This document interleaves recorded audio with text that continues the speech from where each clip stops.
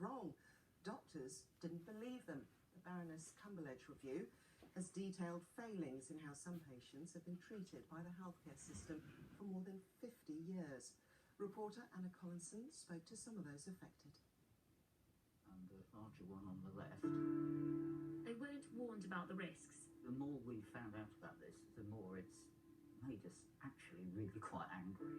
When things went wrong, they weren't believed. I listened to doctors who treated me as a hysterical parent and thought, well, I must be going mad. Now a long-awaited review says many lives have been ruined because the health system didn't listen to women. Mesh has robbed me of the person I used to be. My life is completely different. The Baroness Cumberlege review focuses on the pregnancy test Primodos, the drug sodium valproate, and pelvic mesh. This is the story of 3 health scandals and their devastating impact. It takes 270 pages to list the failings, the missed opportunities, and the pain inflicted on tens of thousands of people. Baroness Cumberlege says all families affected deserve an immediate apology from the authorities and financial support. She's also made a list of several recommendations to prevent future harm and is adamant they'll happen.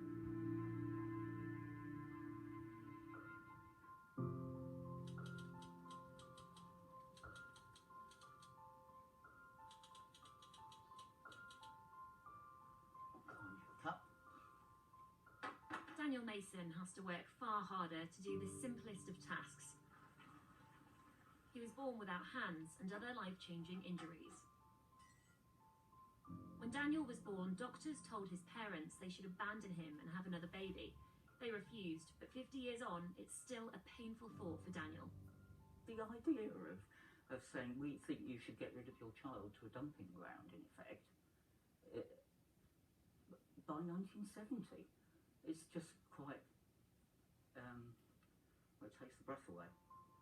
Like many women between the 1950s and 1970s, Daniel's mum used the hormone pregnancy test Primodos.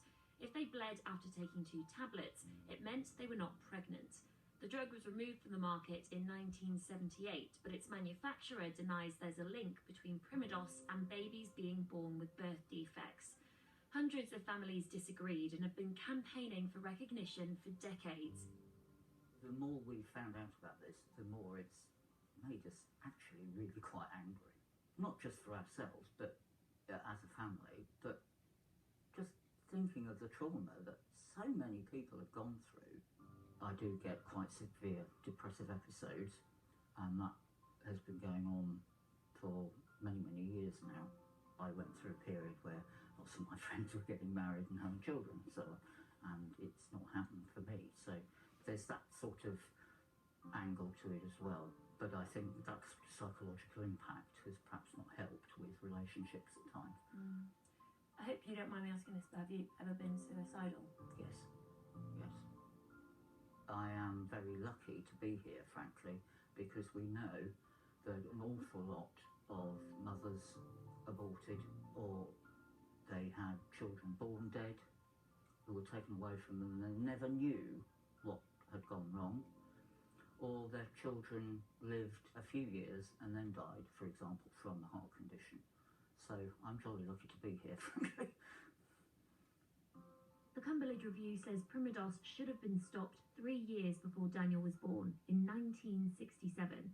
There's been much debate over the drug's links with birth defects, but the review says there's a possible association.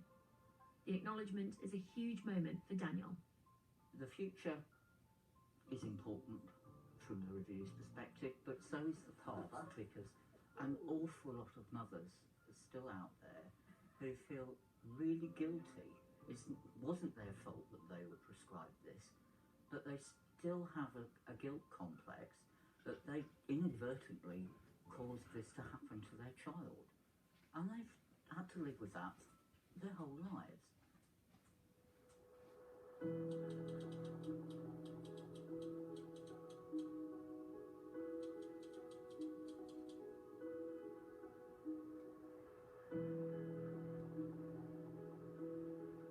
As someone who has epilepsy, if I don't take my medication regularly, or if I don't have the right medication, it means that I would just have a fit at any given moment I could be anywhere, and actually you can die when you're having a fit. So it's very important that you're on the right medication and you take it on a regular basis.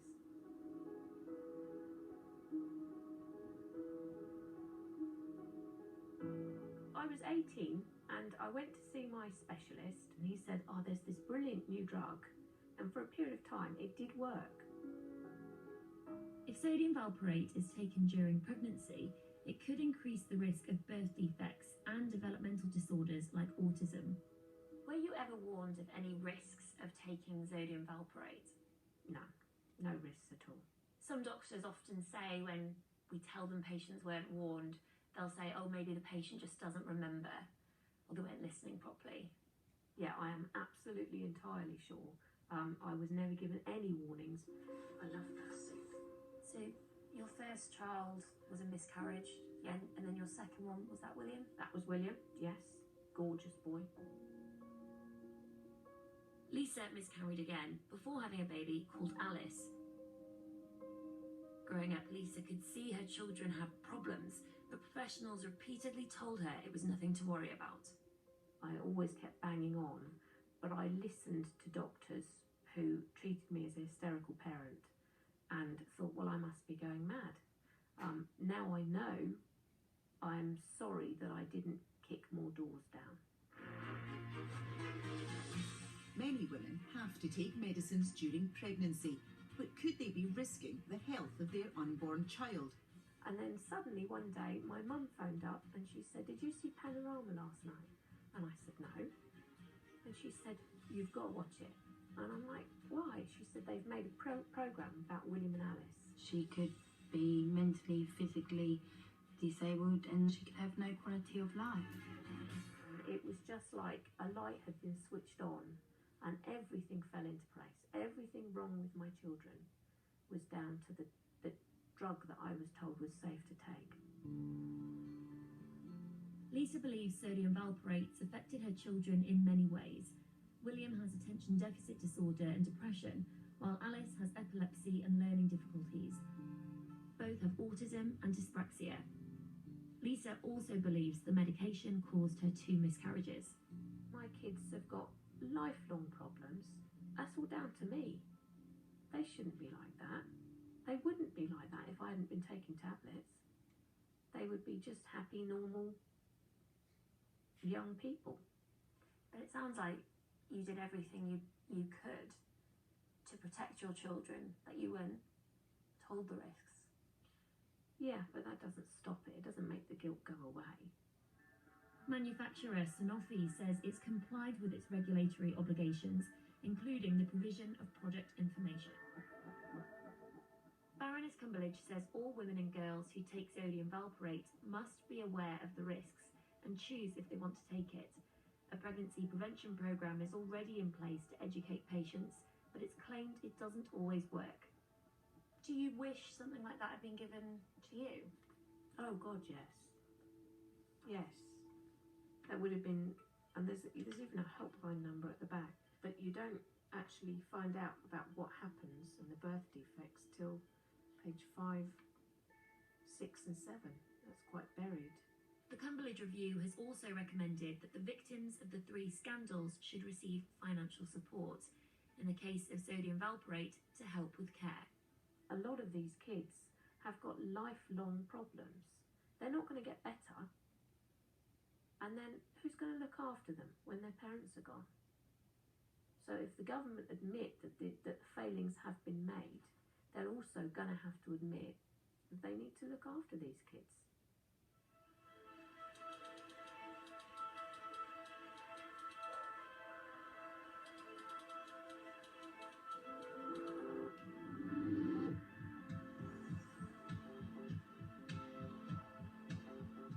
We're spending an afternoon with a group of women who were all strangers before they experienced complications following mesh repairs. Having lost trust in the medical community, they turned to each other for support. This was the last time they were allowed to meet before lockdown. Hi, I'm Anna from the BBC. People don't particularly like to talk about the bottoms or the vaginas or anything like that. But now we just have sort of like this unwritten rule that we can't talk about anything, and we'll help each other as much as we possibly can, you know. Was it hard to initially open up about that? I found it very embarrassing. Now some of the things we talk about unreal. The pain experienced when a pelvic mesh repair goes wrong has been likened to splintered glass. It's estimated 1 in 10 women experience complications following the procedure, which is used to treat incontinence or prolapse. Within months of starting her review, Baroness Cumberlege was so appalled by the stories she was hearing, she recommended that the procedure should be stopped until certain conditions were met. That pause is still in place. Mesh has robbed me of the person I used to be. My life is completely different. Pelvic mesh was used to treat Jill Headley's incontinence. She also experienced complications after a bowel mesh removal. Major surgery is required, and doctors have warned there is a risk she could die. I'm so scared to have the operation, but until I have it, I can't live my life the same way. The review has not recommended a complete mesh ban, something many campaigners wanted. Instead, it set out conditions which must be met before the pause can be lifted. Even then, it says mesh should be seen as a last resort. Before that mesh is put in, the women should be told the truth of what can go wrong. And if it's still that it's a mesh that's put in for life, without being able to be taken out, it's in permanent, I think the patient should be really, really, really made aware of what that actually entails. If it hadn't been for the Victoria Derbyshire show, I wouldn't have had answers as to what was going wrong in my body. The Baroness's review is focusing on vaginal mesh.